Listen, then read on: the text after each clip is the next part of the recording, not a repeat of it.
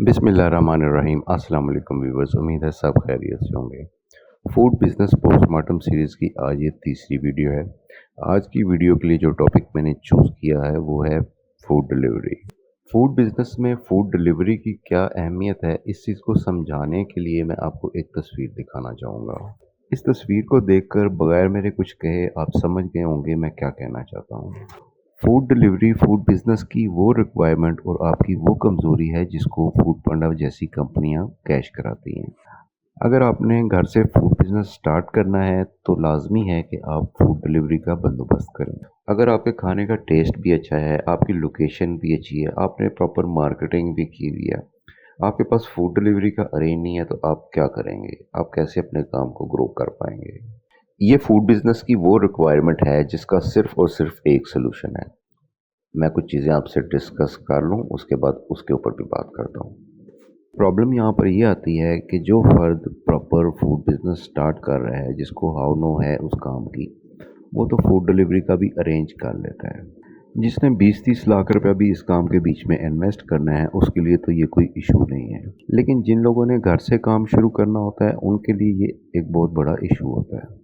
ये food business की वो रिक्वायरमेंट है जो आपके पास होनी मस्ट है, पर मोस्टली घर से काम करने वालों के लिए या जिन्होंने नया काम शुरू करना है उनके लिए ये चीज़ पॉसिबल नहीं होती कि वो 20-25 हज़ार रुपये के ऊपर एक राइडर हायर करें।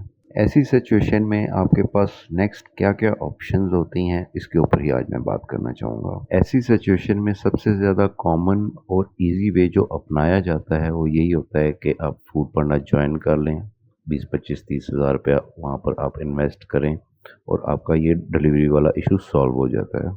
अगर आपने ये रास्ता इख्तियार किया है तो मैं फिर कहूँगा आपने फूड पांडा की सपोर्ट लेनी है, फूड पांडा के ऊपर डिपेंड नहीं करना। आपने साथ साथ अपने प्राइवेट काम को इंक्रीज करने की कोशिश लाजमी करनी है, वरना आपका काम लिमिटेड रह जाएगा और आप जितनी देर भी काम करेंगे आप फूड पांडा के मोहताज ही रहेंगे। अगर आप फूड कैटेगरी में घर से देसी खाने का काम कर रहे हैं तो यहाँ पर स्पेशली घर के खाने को हाईलाइट मैंने इस वजह से किया है कि फूड के बीच में एक कैटेगरी और इस तरह की है जिसमें फूड पांडा के ऊपर भी आपको बेहतर रिस्पांस मिल सकता है, लेकिन अभी मेरे पास मुकम्मल उसकी इंफॉर्मेशन नहीं है, इस वजह से मैं उसको शेयर नहीं करूँगा। और रह गई बात फ्रोज़न फूड की, तो वो काम मेरे ख्याल में फूड पांडा के ऊपर नहीं होता, या अगर कहीं पे होता भी है तो शायद बहुत कम। एक नेक्स्ट ऑप्शन आपके पास ये होती है कि अगर घर में कोई मेल पर्सन है तो वो ये फूड डिलीवर करे। ये चीज़ उस वक़्त तक और उस सूरत में काम करेगी जब तक आपके पास ऑर्डर लिमिटेड है, यानी कि 10-15 ऑर्डर तक आपने डिलीवर करने हैं। और अगर उस डिलीवरी करने वाले फ़र्द के पास दूसरे टास्क भी हैं, यानी उसने मेकिंग भी करनी है, पैकिंग के काम भी करने हैं, उसने ऑर्डर्स को भी सारों को हैंडल करना है, तो चीज़ें बहुत मुश्किल हो जाती हैं, बस भाग दौड़ ही है। ये चीज़ पर्सनली मैं इस वक्त फेस भी कर रहा हूँ। मैंने लास्ट वीडियो में भी आपके साथ ज़िक्र किया है कि एक लिमिट है, उससे ज़्यादा ऊपर नहीं जा सकते। मेरा पर्सनल एक्सपीरियंस है, अगर घर में 2 फ़र्द काम करने वाले हैं जिसमें से एक ने साथ साथ सामान भी डिलीवर करना है, तो आपके लिए मामलात को हैंडल करना बहुत मुश्किल रहेगा। अगर आपको डेली के 10-15 ऑर्डर भी आते हैं तो इन सारे मामलात को हैंडल करना 2 फ़र्द के लिए बहुत मुश्किल रहता है।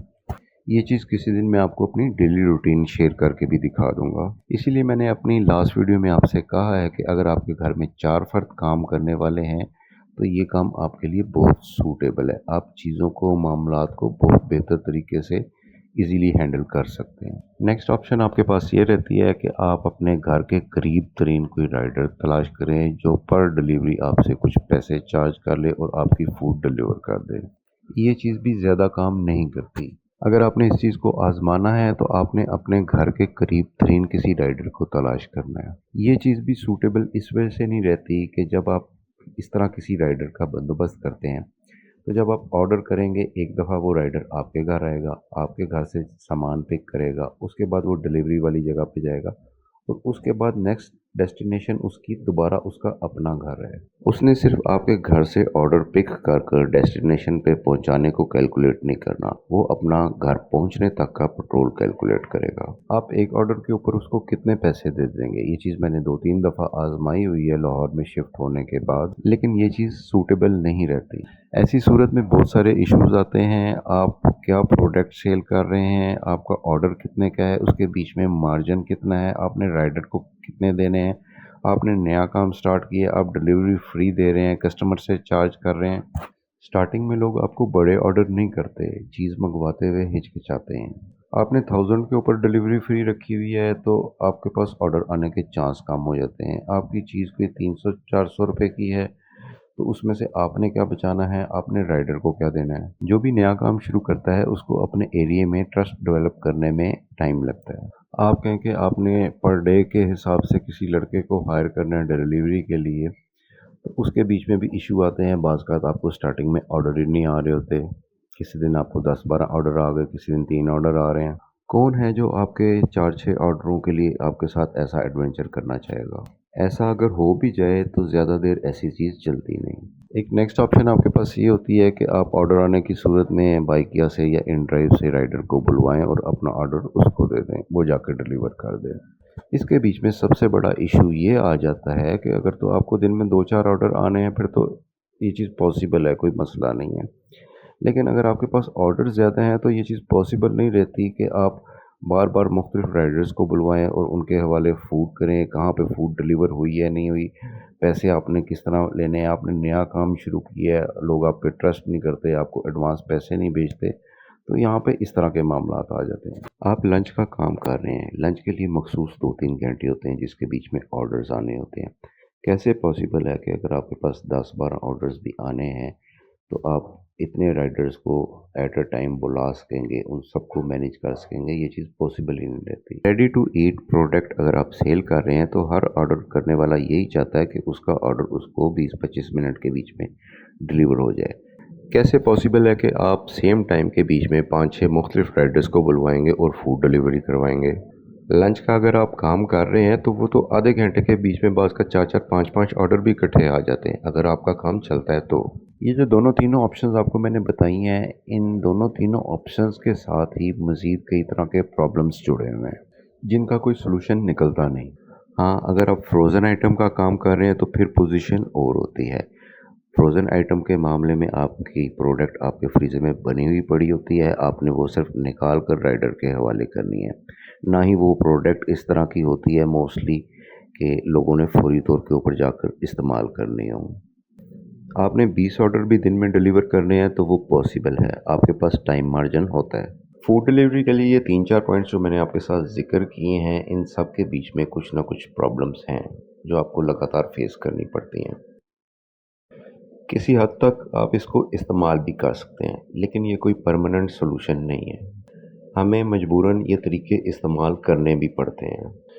सॉल्यूशन इसका सिर्फ़ और सिर्फ़ आपका अपना राइडर है। उसके लिए ज़रूरी है कि आप अपने काम को जल्द अज़ जल्द इस स्टेज के ऊपर पहुंचाएं कि आप राइडर अफ़ोर्ड कर सकते हो।